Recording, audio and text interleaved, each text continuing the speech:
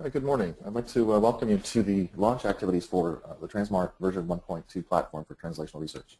I'm Keith Elliston. I'm the CEO of the tranSMART Foundation. We're here both in Ann Arbor and in London this morning to go through and show you exactly what we've been up to over the past 10 months or so in the development of version 1.2 and to give you a good sense of what's there. This is our second run-through of the launch activities, and this one is specifically in Europe, hosted in London at the IDBS site there. I want to let people know that, oops, I'll go back here, that the events are being recorded and they'll be available for offline viewing on our YouTube channel. And if you would like to get to those at any point after the event, you can reach those through our website at transmartfoundation.org. The agenda for today, I'll give you a quick welcome, and then Ike Go, our CTO, will take you through what we're doing in terms of release highlights and tell us a bit about the motivation behind version 1.2 in the process.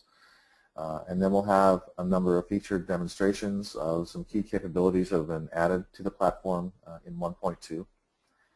Those include the cross-study capabilities that Dave John from Converge Health will show us, the genome-wide association study capability that Jay Bergeron from Pfizer will show us, browse and search, and some of the really exciting new data types Claire Veronique from Sanofi will show us, the Galaxy integration that will be demonstrated by Peter Rice and Axel from Imperial College.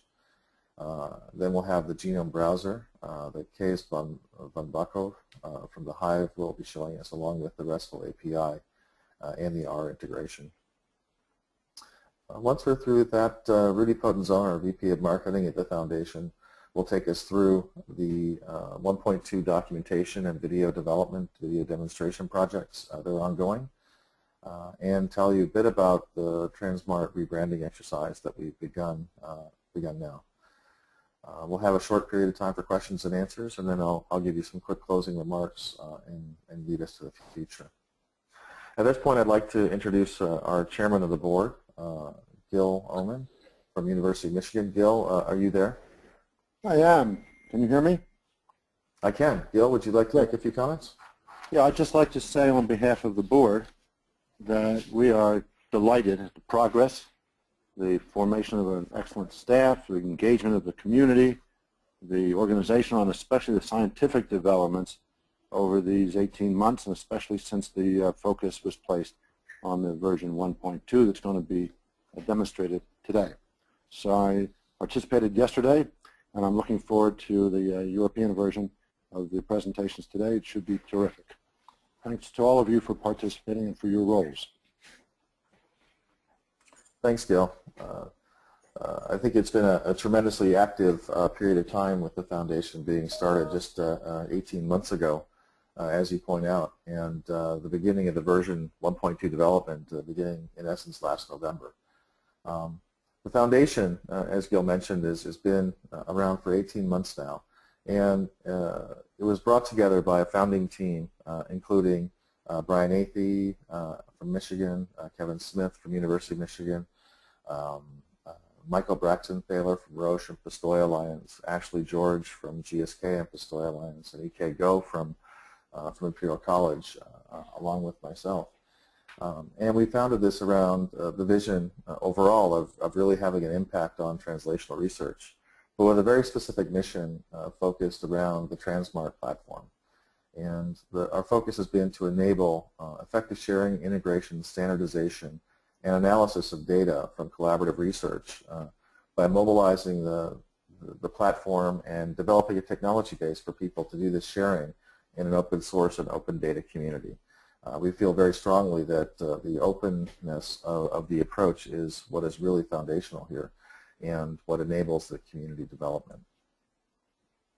So who is the foundation? The foundation is really a group of management that are brought together across industry, pharma and biotech, academia, and the nonprofit sectors. The way management works is we're highly experienced managers who spend part of our time devoted to the foundation and its goals and missions. so that we can really bring in some of the most experienced people in industry and have them focus on what the foundation needs to accomplish. Our board of directors, which Gil Oman leads, is drawn from our members. We're a member-driven nonprofit company. We represent at the board level industry, academia, government, and nonprofit. And in my closing remarks, I'll take you through some of the details of that. And then as any foundation, any nonprofit in this space is developed, it's driven by its membership. And our membership is broad and diverse. We have a number of members from pharma, from biotech. We have 2 academic medical centers, leading academic medical centers as partners. We have service providers. We have nonprofits. We even have individuals that have joined the membership of the foundation. And we're really driven by that membership, and membership is really critical to the development of the foundation and the community as a whole. But mostly we're focused on the community. Our community is the broader translational research community. It's global. It spans pharma and biotech. It spans various research foundations and academic medical centers, even to government research programs, government-sponsored research programs. And it's the community that really is that's bringing itself together to develop and advance this platform. Just a quick introduction of the management team and where we're derived from. I'm Keith Elliston, the President and CEO. I came from the pharma sector, Merck and Bayer, and then from biotech for 15 years, founding companies like Viakin and Genstruct, amongst others. And then spent the last few years working in the nonprofit sector with CHDI and Orion Bionetworks. Kevin Smith is our Secretary, Chief Operating Officer, and Community Manager. He's a real veteran of academic software development at the University of Michigan, being a key contributor to NCIBI amongst many other programs. Ashley George is our Treasurer and CFO. He's a veteran of pharma and before that of biotech. He's with GlaxoSmithKline and also the treasurer for the Pistoia Alliance, another nonprofit in our area. Brian Athey is our chief scientist. He's a true academic thought leader in the fields of bioinformatics and computational biology. He leads a department at the University of Michigan and was one of the key thought leaders behind NCIBI as well as many other programs. E.K. Go, who will be chairing the meeting today in London, is our CTO, and E.K. has a really unique blend of both academic and industry experience. He was a founder of InfoSense, which became part of IDBS. He's currently the Chief Innovation Officer at IDBS, as well as a real thought leader in the academic sector, where he's now leading the Data Science Institute at Imperial College. Rudy Potenzoin joins us as our VP of Marketing. He's an industry veteran, having led marketing efforts from the very early days of software in this sector, and have led marketing at companies like Ingenuity, was a key thought leader in the healthcare approach that Microsoft has taken, worked at CambridgeSoft, PerkinElmer, and a number of other companies. And the team is rounded out by Michael Braxton-Taylor.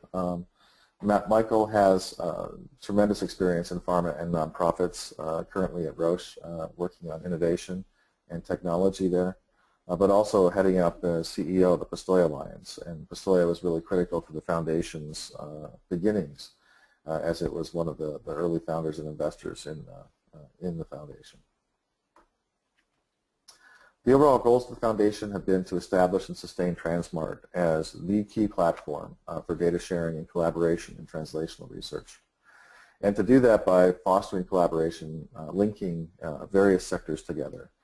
This is not focused simply on pharma or biotech or academia, but in fact the entire community, and facilitating interaction between these various efforts. It's been our effort and goal to align and grow a vibrant developer network around the development of the platform. And what you'll see today is the culmination of a lot of this effort in bringing people together to work across sectors to achieve these goals. And then our goal is to reduce the barriers to entry in this space through the use of advanced technologies and the development of an active marketplace. It should be very straightforward for new adopters of the platform to come in and test the platform, to implement the platform, and support the platform. And that has been a key goal, and where a lot of the activity of the foundation has been focused. And you'll find that today, with version 1.2, it's much easier for you to work with the platform, to test it, to see how it works. We have an online demo system which anyone can access and utilize. At the end of this week, we'll be releasing a number of virtual machine images of the platform you can download and run directly without any configuration. And then you can work with a number of service providers to go through a deep install, curation, and get anything you need done to implement the platform done in this community. But as I said, the focus for the foundation really is the development of the community and bringing people together around a common goal and a common need for collaboration. So a number of people have asked, why tranSMART? What is the real purpose behind this? What is the need? The need really comes from the key challenges of drug discovery, translating basic research into clinical therapeutics. And what we know is that over time, this process has become much more difficult, much more expensive, and much more failure prone, to the point where today, 50% of the last phase of clinical trials, 50% of these large, expensive phase 3 trials fail. And they fail for a variety of reasons, many of which are that the drug, in fact, is not treating the right disease state. And how do we find whether or not this drug is treating the right disease state? Well, we found that biomarkers are, in fact, critical for assessing this and for implementing these strategies. This is some research from Nature Reviews Drug Discovery, lessons learned from the fate of AstraZeneca's drug pipeline. And what AstraZeneca has found is that 82% of the projects with an efficacy biomarker were active or successful in phase 2A, earlier than phase 3. And this is compared to 30% of projects without biomarkers. So biomarkers result in about a 3-fold increase in success rate. And 85% of all projects now include a personalized healthcare strategy, including biomarkers. And their initial analysis shows that they can increase success rates by 400% when they implement biomarkers. This is really the key focus for the tranSMART platform, is enabling everyone out there, from large pharma down to the smallest nonprofit, to have the right data and the right research at their fingertips to be able to effectively identify these biomarkers and to develop effective clinical strategies. And these biomarkers are focused on finding and ensuring that we're focusing our drug on the right target, that we're treating and seeing efficacy in the right tissues, that we have the right safety profiles, that we're treating the right patients that have the right mechanism of disease for our particular therapeutic intervention, and moving these things forward in a way that really makes sense for that clinical population. The essence of translational research is it links discovery research with clinical research, and this is not a one-way linkage. Discovery research can inform clinical, and clinical can inform discovery through the collection of high-throughput biological measurements, gene expression profiling, genome sequence, genome variation, epigenomics. The complexity of disease biology requires large sample numbers to reach significance, so we don't get too many issues with things like overfitting. We have many heterogeneous data types and data sources that need to be brought together, and then different data types need different types of complex analysis and visualizations to be able to transform that data into something useful for scientists to participate with. And the challenge here is really a big data challenge, not in terms of just volume of data, but in terms of complexity. You can think of this very much like, as Paula Viek at Harvard would put it, it's the Google Maps mashup problem. We have to have the coordinate to be able to relate our gene expression profiling, our metabolomic profiling, our proteomics, our epigenomics, our full genome sequence in a way that makes sense. And that GPS coordinate for us in translational research is the patient. And so tranSMART implements the ability to link these data together, to bring them all together into a single platform, and to focus those data on that GPS coordinate, the patient. It really enables us to look at all the data around those patients and to quickly and effectively identify biomarkers around them. The platform itself implements a number of technologies to be able to capture clinical data, biomarker data, and contextual information, and do a semantic integration using standard ontologies, taxonomies, and vocabularies, so that all this information can be linked directly together in a way that makes really good sense. It's then integrated and loaded into the data mart, and then tranSMART implements a series of analytical tools and capabilities on top of that data mart to enable the scientific interrogation. The beauty of this is that all these capabilities are all open source and open data, so they can be used across projects and across entities, so that we're now using these common standards in ways that make sense and allow us to share and collaborate more effectively. So what the real value of the tranSMART platform is when it comes down to it is that it enables collaboration between groups and between functions and between entities.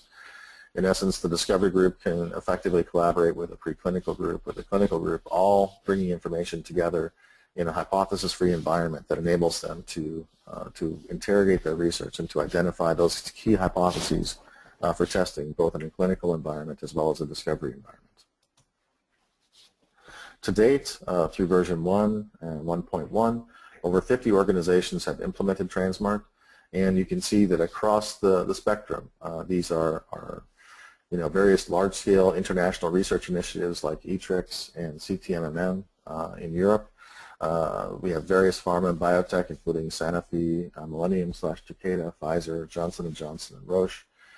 Government institutions like FDA, nonprofit institutions like One Mind for Research, Orion Bionetworks, and Critical Path, hospitals and academic medical centers, including University of Michigan, Johns Hopkins, Harvard, Children's Hospital, etc.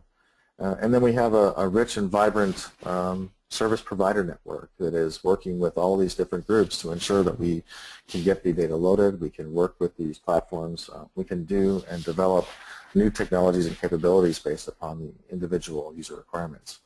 And these include Converge Health by Deloitte, The Hive, Rancho Biosciences, BT Global Services, Thomson Reuters, Somatech, Cognizant, and others. So it's really quite a vibrant and growing network of capabilities. And the platform is an award-winning platform. Just recently at the BioIT World meeting in 2014 here in the spring, the UBioPred project was awarded the Best Practice Award for its implementation of tranSMART version 1.1. It's a project led by Yanni out of EK's group at Imperial College, and really shows and demonstrates how the use of the platform and the means that we have developed in implementing it result in some key best practices that are truly enabling in translational research. The research, I should say the development plan for version 1.2 is followed from its initiation in terms of discussions back in November at our Foundation annual meeting in Paris, which was hosted by Sanofi. We prioritized a feature set to be included in 1.2 and developed a plan for accomplishing that. The Foundation then brought together the developers from across the globe and across industry and academia in Boston for the first hackathon in support of 1.2, and then a second hackathon in London as well.